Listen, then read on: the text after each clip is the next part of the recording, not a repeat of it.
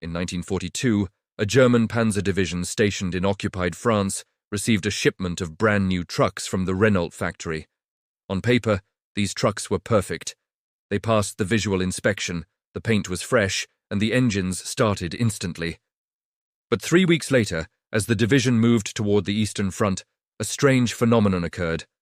One by one, the trucks began to die. Not from enemy fire, and not from the Russian winter.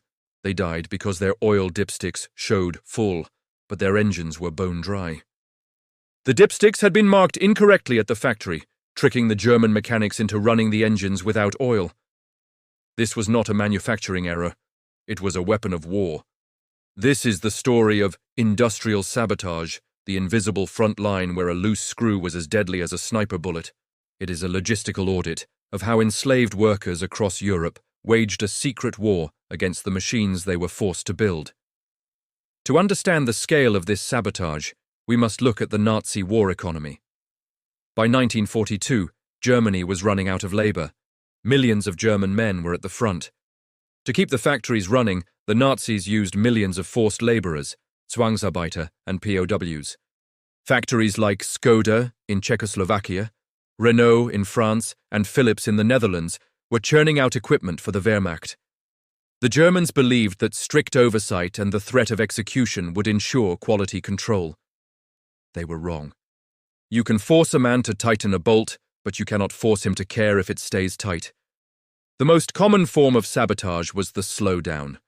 Workers would simply work at the absolute minimum speed required to avoid being shot. In the Renault factories in Paris, production dropped to 30% of pre-war levels. But the more dangerous sabotage was the time bomb defect. This was a defect engineered to pass inspection but fail under stress.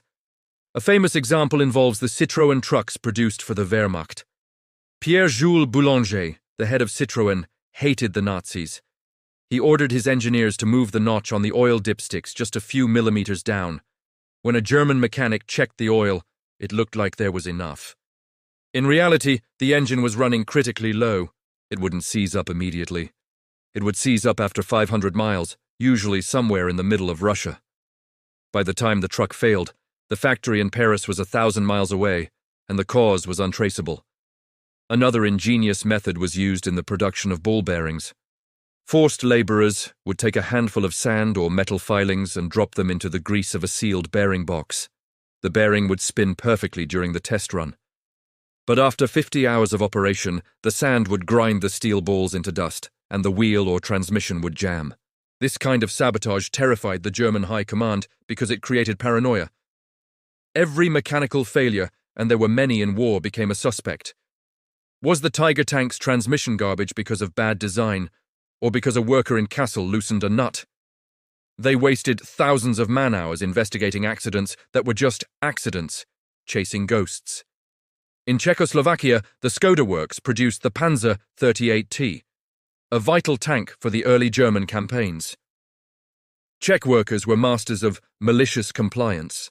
They would follow the blueprints exactly, but they would use steel that had been cooled too quickly, making it brittle.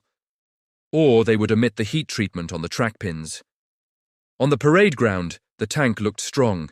In combat, when a shell hit the armor, the brittle steel would shatter instead of deflecting the blow. Or the tracks would snap the moment the tank tried to turn in deep mud. The sabotage extended to the Luftwaffe as well. In factories producing parts for the Messerschmitt Bf 109, workers would sabotage the electrical wiring. They would cut the insulation on a wire deep inside the fuselage, where inspectors couldn't see it. The plane would fly fine during the test flight, but the vibration of combat would eventually cause the exposed wire to touch the metal frame, creating a short circuit. The guns would fail to fire, or the landing gear would refuse to deploy. A German pilot would die, and the wreckage would be a twisted pile of metal that told no tales. The V-2 rocket program, which we discussed in a previous video, was rife with sabotage. The rockets were built by slave laborers from the Dora Mittelbau concentration camp. These prisoners knew they were building weapons to kill allies, and they knew they were likely to die anyway. So, they urinated on the delicate guidance electronics. The acid in the urine would corrode the wiring over time. This is one reason why so many V-2 rockets exploded on the launch pad or went wildly off course. It was a suicide protest. If the SS caught them, they were hanged immediately. But they did it anyway, turning the wonder weapon into a dud. The Germans tried to counter this with the Sippenhaft laws, collective punishment. If a sabotaged part was found, 10 workers from that shift would be executed randomly. But this brutality backfired. It didn't stop the sabotage. It just made the workers more creative. They moved from mechanical sabotage to administrative sabotage. French railway workers were the kings of this. They would switch the labels on freight cars. A train car full of winter coats destined for the Eastern Front would be labeled rotten potatoes and sent to Italy. A train car full of ammunition would be routed to a siding in Bordeaux and left there for weeks. This paperwork resistance caused chaos in the German supply chain. The goods existed, but the Wehrmacht couldn't find them. In 1943, the Danish resistance staged a masterclass in industrial sabotage. When the Germans ordered Danish shipyards to repair their ships, the workers just stopped working.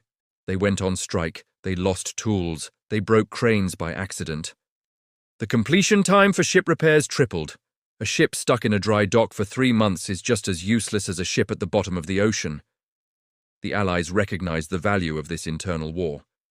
The SOE, Special Operations Executive, dropped manuals into occupied Europe titled Simple Sabotage Field Manual. It gave instructions to ordinary civilians on how to break the German machine. Put sugar in gas tanks, slash tires, leave lights on to waste electricity, work slowly, act stupid, misunderstand orders. One of the most effective instructions was for office workers. Insist on doing everything through proper channels. Never permit shortcuts to be taken in order to expedite decisions. Bureaucracy became a weapon. French clerks would demand 3 copies of a form before releasing a shipment of coal. If one form was missing a stamp, the coal stayed in the depot. This bureaucratic friction slowed the German economy by a measurable percentage. There is a famous story about the production of the 88mm anti-aircraft shells. Forced laborers would occasionally sabotage the fuses. Instead of filling the fuse with explosive charge, they would leave it empty or fill it with sawdust. During an Allied bombing raid, the German gunners would fire at the bombers. The shell would hit the plane, punch a hole through the wing, and nothing. No explosion. The bomber would fly home. Allied crews reported finding unexploded shells lodged in their aircraft. Sometimes they found tiny scrolls of paper inside the empty shells with messages written in Polish or Czech. Messages like, "This is all we can do for you now." It was a message from the ground to the sky, a handshake between the slave and the liberator. But we must also look at the quality fade. Even without active sabotage, the quality of German gear plummeted because the workers were starving. A man on a 1,000-calorie diet creates bad welds. He drops tools. He makes mistakes. The German obsession with high-tech engineering, like the Panzer tank, required high-precision manufacturing. You cannot build a high-precision transmission with a starving, terrified workforce. The complexity of German engineering made it vulnerable to sabotage. The American Sherman tank was loose and crude. A little sand in the gears wouldn't kill it. The German Panther was tight and precise. A little sand destroyed it. By 1944, the sabotage was so widespread that German crews stopped trusting their own machines. Tank crews would spend hours rechecking every bolt delivered from the factory. This eroded confidence. A soldier who doesn't trust his gear is a hesitant soldier. The economic cost of sabotage is hard to calculate, but historians estimate it reduced German output by 15 to 20%. That is the equivalent of losing a major battle every month. It meant fewer tanks at Kursk, fewer planes at Normandy, and fewer bullets at Stalingrad. The Germans tried to solve this by moving production underground, as we saw with the V2. But you cannot move an entire national economy underground. The sabotage proved that you cannot run a modern industrial economy on fear. Innovation and quality require motivation. Slavery produces quantity, maybe, but it destroys quality. The broken tanks built by French workers are a testament to the fact that resistance takes many forms. It isn't always a man with a gun. Sometimes it's a man with a file, weakening a gear tooth by 1 millimeter. That gear tooth might not fail today, but it will fail when the tank tries to reverse out of an ambush in Normandy 3 months later. And when it snaps, the crew dies, the line breaks, and the Allies advance. The saboteur never sees the result of his work. He just hopes it is an act of faith. The Germans lost the war for many reasons: oil, winter, numbers. But they also lost because they built a machine that hated its creators. Their empire was built on the backs of people who wanted to see it burn. And those people, armed with nothing but screwdrivers and dipsticks, helped unscrew the Third Reich from the inside. They turned the German obsession with order into a chaotic nightmare of broken engines and missing trains. So, the next time you check the oil in your car, imagine if that simple metal stick was a weapon of war. Imagine the courage it took to move that line by 2 millimeters, knowing it could get you killed. It was the smallest, quietest, and most effective rebellion in history.